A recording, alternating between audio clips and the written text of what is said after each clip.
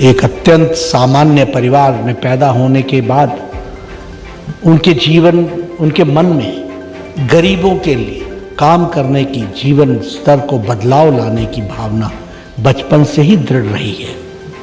उनकी यह दृढ़ता उनकी नीतियों में, योजनाओं में स्पष्ट दिखाई देती है। इसलिए उनकी हर नीति के केंद्र बिंदु में देश के गांव, गरीब, किसान, दलित, पीड़ित, शोषित और वंचित ही है। एक निर्वाचित प्रमुख के तौर पर हमारे प्रधानमंत्री श्री नरेंद्र मोदी जी का 20 वर्षों का लंबा अविरल कार्यकाल सबका साथ, सबका विकास, सबका विश्वास और अब सबके प्रयास के प्रति समर्पित रहा है। सबके प्रयास को साथ लेकर जन भागीदारी की नई इबारत लिखी जा रही है।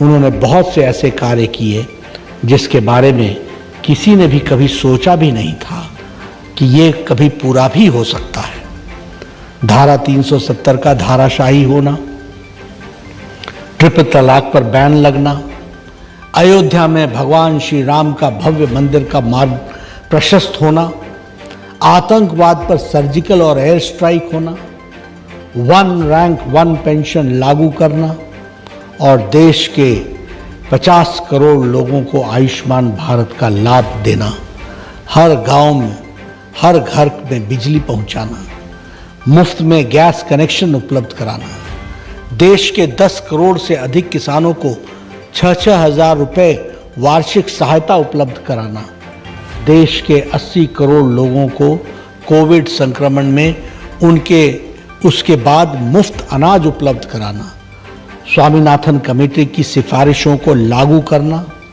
हर गरीब के घर देना, हर घर को में पानी, बिजली, गैस और शौचालय की उपलब्धता सुनिश्चित कराना। ऐसे न जाने कितने कार्य हैं जो पिछले 7 सालों में उनके अथक परिश्रम से ही संभव हुए हैं।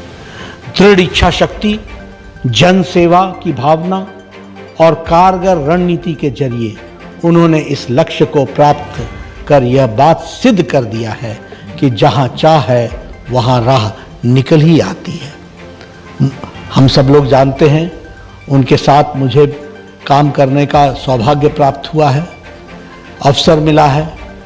मैंने बहुत नज़दीक से अनुभव किया है कि उनमें कई ऐसी विशेषताएं हैं जो उनके व्यक्तित्व को बहुआयामी बताती हैं।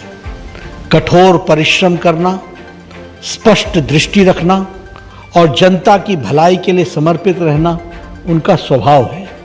उनसे हम सबको देश के लिए सतत कार्य करने और करते रहने की प्रेरणा मिलती है। उनके नेतृत्व में देश विकास के पथ पर अग्रसर है। विश्व पटल पर भी भारत की साख में अभूतपूर्व वृद्धि हुई है। हमारे प्रधानमंत्री जी ने देश की राजनीतिक कार्य संस्कृति को बदल कर रख दिया है। आज उनके नेतृत्व में जातिवाद, परिवारवाद